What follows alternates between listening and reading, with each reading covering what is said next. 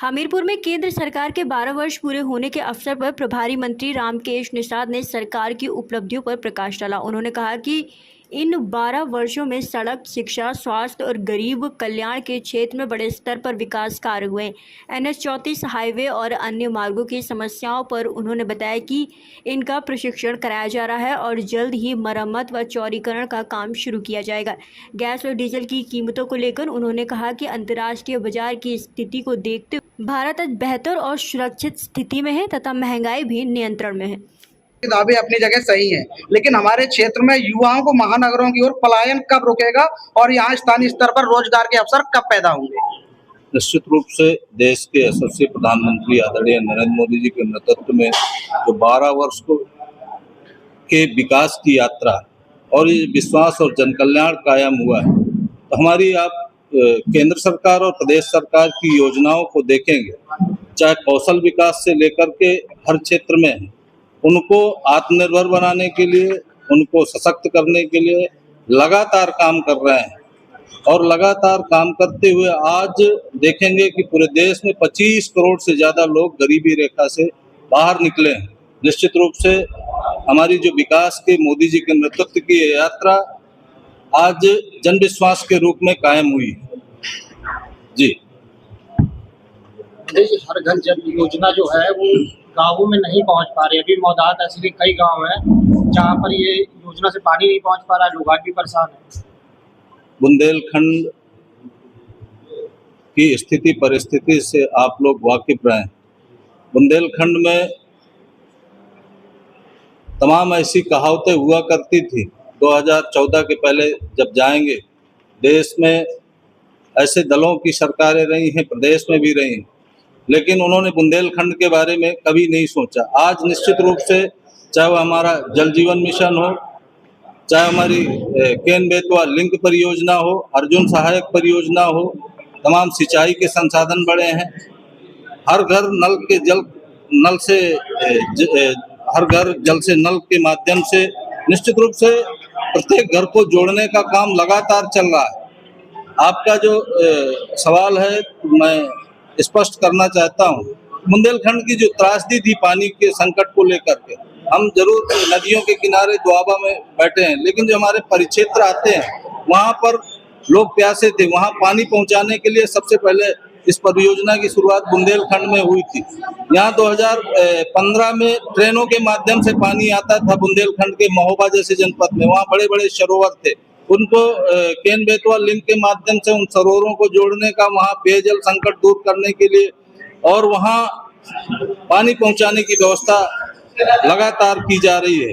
निश्चित रूप से जो बुंदेलखंड और यहाँ की प्यास, बुंदेलखंड वासियों की प्यास बुझाने के लिए आदरणीय मोदी जी के नेतृत्व में और योगी जी के नेतृत्व में धरातल पर कार्य हो रहा है। ये नीचे जमीनी हकीकत आप जब जाकर के देखेंगे, वहाँ पहले कभी नल नहीं थे, आज वहाँ हर घर नल से जल पहुँचाने का, स्वच्छ जल पहुँचाने का काम पूरा हो रहा है और लगातार काम भी चल रहा है। इसमें ये नहीं है किसी 4 घर में कनेक्शन नहीं हुए तो वहाँ भी पहुँचाने का काम पूर्ण किया जा रहा है। मंत्री जी, केंद्र सरकार ने की क्या उपलब्धियां रही इन 12 सालों में, क्या महत्वपूर्ण?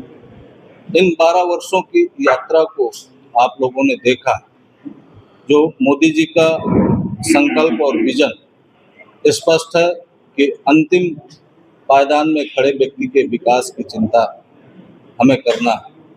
आप ऐसी सैकड़ों योजनाओं को जब देखेंगे कि उन्होंने भारत को सशक्त भारत बनाने की दिशा में, चाहे वो हमारी ग्रामीण की सड़कें हों, चाहे हमारा जल जीवन मिशन हो, उज्ज्वला योजना हो, सीधे बैंक खातों से लाभार्थी के यहाँ डीबीटी के माध्यम से पैसा भेजना हो, और इस तरह से प्रधानमंत्री किसान सम्मान निधि हो, और जो इंफ्रास्ट्रक्चर हमारे देश का तैयार हुआ, बुंदेलखंड ही नहीं पूरे प्रदेश और देश में किसी कोने में जाएंगे तो निश्चित रूप से मोदी जी ने उस विजन को, भारत को सशक्त भारत और विकसित राष्ट्र बनाने की दिशा में आगे कदम बढ़ा दिया है।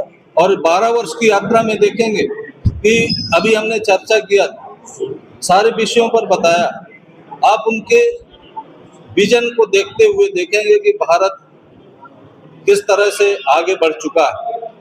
जहां विकास की किरण कभी नहीं पहुंची थी, आज वहां सड़कें पहुंच रही हैं। गांव के व्यक्तियों की कनेक्टिविटी शहर से हो गई है। स्वास्थ्य सेवाएं बेहतर हुई है। लगातार लोगों को जन कल्याण की योजनाओं का लाभ मिल रहा है। इस तरह से जो जन विश्वास है, तो 22 राज्यों सहित पूरे देश की जनता की सेवा आदरणीय मोदी जी के नेतृत्व में एनडीए सरकार कर रही है। मंत्री जी, रसोई गैस, पेट्रोल, डीजल और रोजमर्रा की बढ़ती चीजों पर नियंत्रण करने के लिए सरकार के पास क्या रोड मैप तैयार है? आपने जो भी गैस, डीजल और ये चर्चा किया है, निश्चित रूप से अंतर्राष्ट्रीय स्तर पर आप जब परिदृश्य को देखेंगे तो आज भारत सुरक्षित हाथों में है। और ये सुरक्षित हाथों में होने की वजह से ये सारी चीजें आज भी कंट्रोल है। उन देशों की तुलना में हम बहुत बेहतर हैं। मंत्री जी, आप जिले के प्रभारी मंत्री हैं, 12 सालों में हमीरपुर जिले में क्या परिवर्तन आया आपके? लगातार आप देखेंगे कि योजनाओं का क्रियान्वयन गांव से लेकर के शहरों तक के लोगों को उसका लाभ मिल रहा है। गरीबी रेखा से लोग बाहर निकले हैं और ये आंकड़े जब आपके सामने रखे जाएंगे तो 2017 के पूर्व की सरकारों को भी याद करेंगे तो आपको याद आएगा कि किस तरह से यहाँ पर गुंडे, माफिया और भ्रष्टाचारी इस हमीरपुर जनपद में ही तमाम ऐतिहासिक ऐसी चीजें उस उनके भ्रष्टाचार की छुपी है।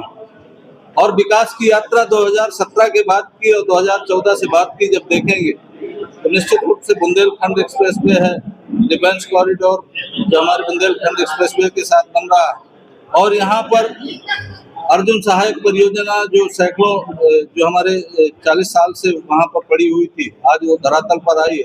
यहाँ पर सिंचाई के संसाधन बढ़े हैं। जो हमारी नहरें या अन्य ट्यूबवेल वगैरह खराब पड़े थे, उनको पुनर्जीवित करके स्थापित किए जा रहे हैं। जन सुविधा के जो हमारे केंद्र थे, जहाँ पर ऐसी स्थितियां रहती थी कि वहाँ कोई कर्मचारी अधिकारी सुनने को तैयार नहीं होता, आज योगी जी के नेतृत्व वाली सरकार और मोदी जी के नेतृत्व वाली सरकार में सभी जगह लाभार्थियों को सीधे लाभ पहुंचाने का काम हो रहा है। मंत्री जी, जिले